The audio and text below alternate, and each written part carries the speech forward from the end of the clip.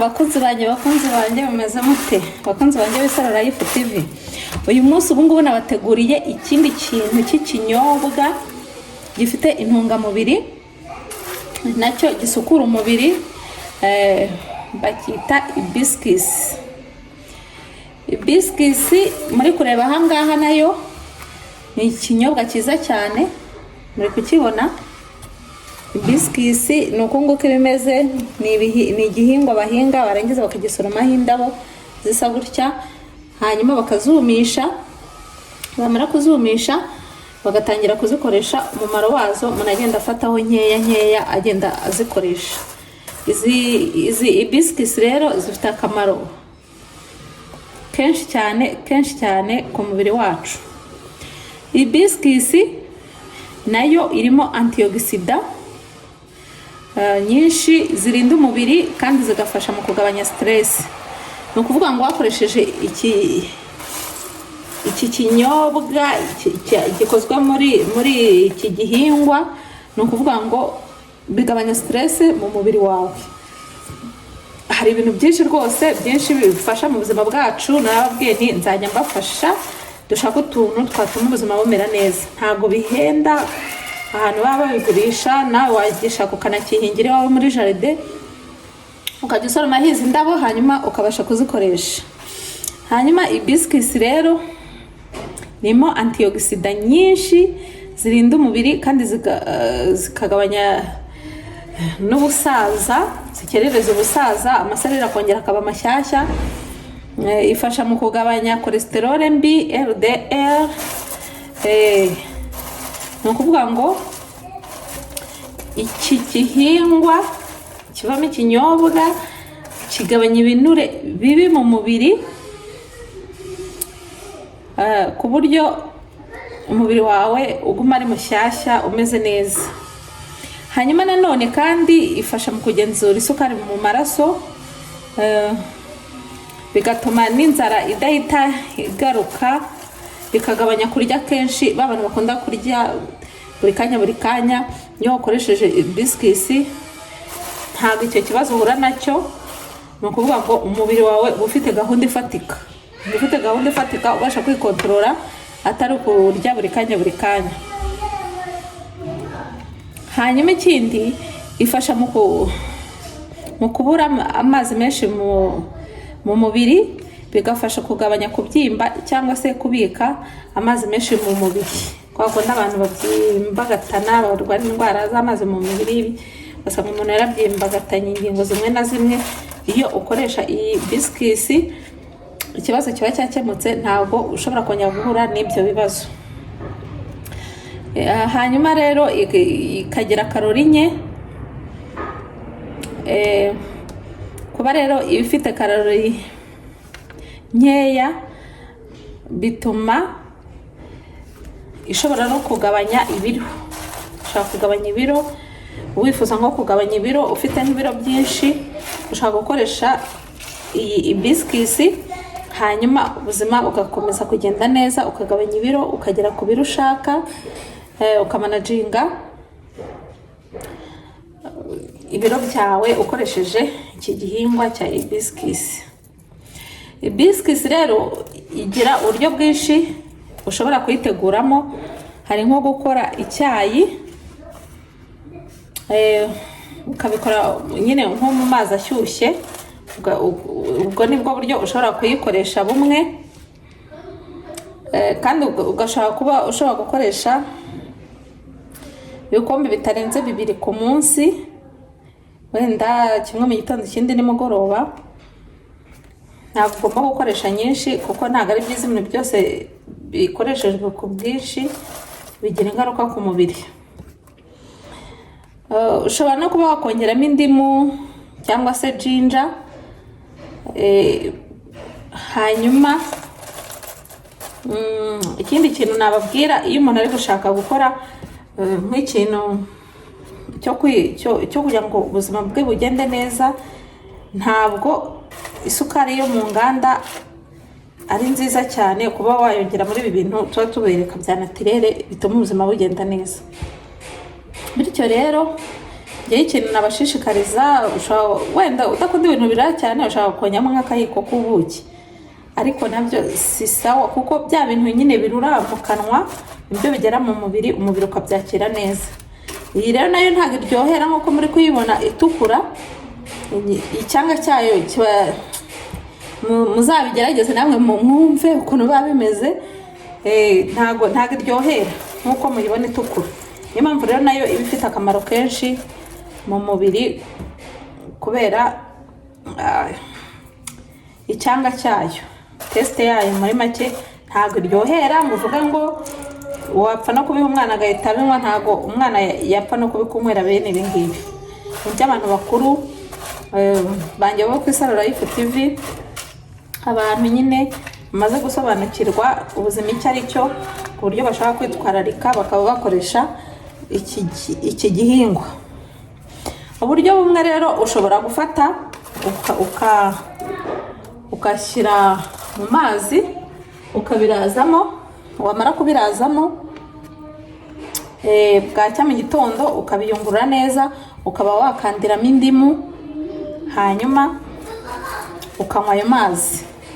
Ayo mazi aba ameze neza cyane, ugakoresha wenda igikombe kimwe. Ushobora gufata n'utuntu tungana gutya nyine ukaturaza mu mazi nko kutwinika gutyo. Uku nguku muri kubona mfashe gutya nk'ibiyiko bibiri ugereranyije nk'ibiyiko bibiri byabyo, ukabifata ukaziraza mu gikombe cy'amazi, ugacya mu gitondo ayo mazi ukayayungurura neza, ugakandiramo indimu, hanyuma ukinywera rwose. Ukaba uretse kunywa ibintu by'ibikoma, ibyayi birimo amasukari mu gitondo, ukaba ari cyo ukoresha, ukaza kunywa nk'amazi nka nyuma y'amasaha 3, ubuzima bugenda neza cyane. Ye rero naraye mbikoze ndabisokinga, hari no kuba wabiteka mu mazi nyine ukabiza, buri wese agira uburyo bwe, ariko jewe ubwo nakoresheje nubwo kubiraza mu mazi nkabitumbika, narangiza ngakandiramo indimu, hanyuma bukaba ari bwo buryo nkoresha. Biscuits rero ndayibakangurira abakunzi banjye, ku muntu ubasha kuyibona, nayo ntabwo ihenze cyane, ni ibintu biba biboneka ahantu hose. Biscuits ushaka kuyikoresha ukayikoresha ubuzima bukamera neza. Rero uburyo bwanjye nari nakoresheje, nari nayinitse, reka mbereke ji nakuyemo uko imeze, ubwo namwe murajya mubyikorera. Kandi kuba bisanze hano bwa mbere, ndabasaba gukora subscribe, bagakora like, bagakora share na comment uko ibintu babibonye. Nakanze mbereke rero ji yanjye naraye ninitse, niyungurure, hanyuma mbereke uko iba imeze. Bakunzi banjye rero nkuko nari nabibasezeranyije, maze kuyiyungurura,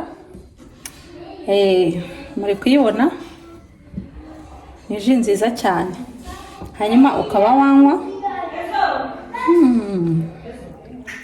ni ji nziza cyane. Ukandiramo akadimu, warangiza ukanywa. Ndabarahiye bakunzi banjye rwose. Ni ukuvuga ngo utuntu tuzima twose nzajya ntubashakira.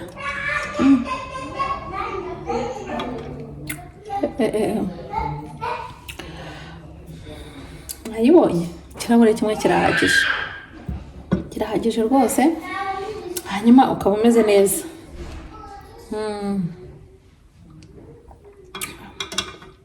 Ibintu byo kuvuga ngo muranywa mu karumu mwongeremo agasukari, oya, mwigire hino hano, mwigire hano mbereke aho bibera.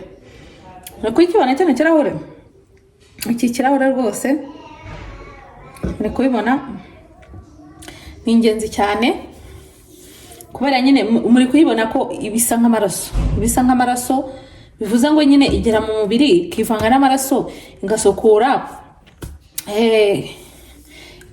nyine, ugasanga niba amaraso arimo ibinure bibi abikuyemo, hanyuma umubiri ukongera ukaba mushyashya. Ntimuzavuga rero ngo sinababwiye. Muri kubibona uko ibintu biba byifashe, biraryoshye cyane pe, ntacyo bitwaye.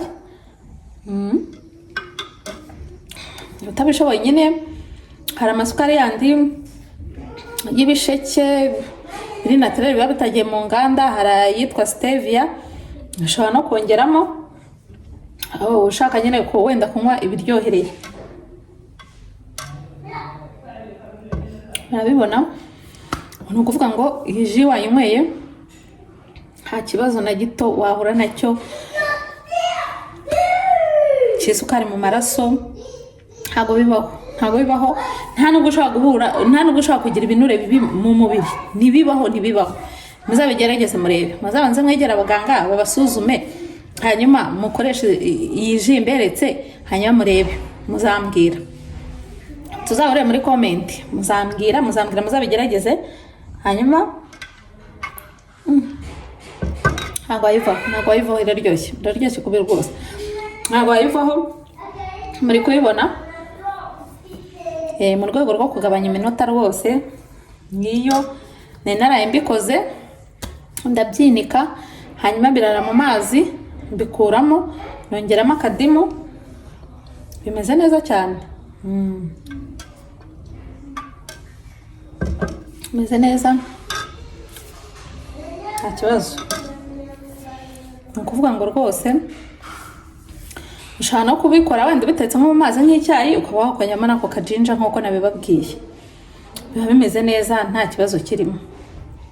Bakunzi banjye rero, murabibona ko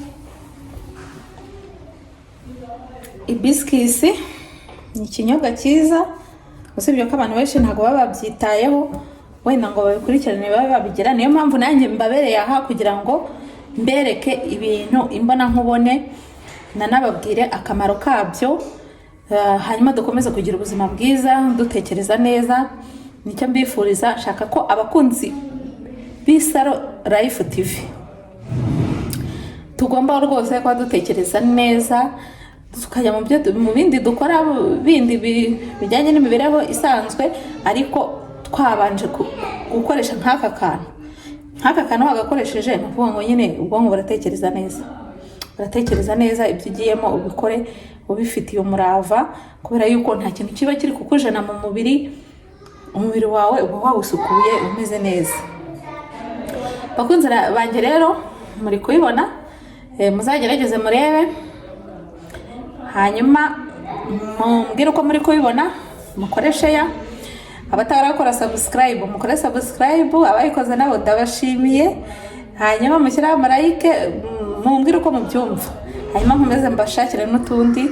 Ndaje nkomeze mbahigire utundi tuntu twiza dutuma ubuzima bugenda neza, abantu bakamera neza, mugahora mukeye, nta bintu by'amaterasi y'indinganire by'iminkanyari. No, shaka yuko mumera neza abakunzi banjye, mbakumba hafi, nanjye nkakomeza nkabahigira utwo tuntu, munyereka yuko mwabikunze, hanyuma nanjye nkajya kubashakira utundi tuntu.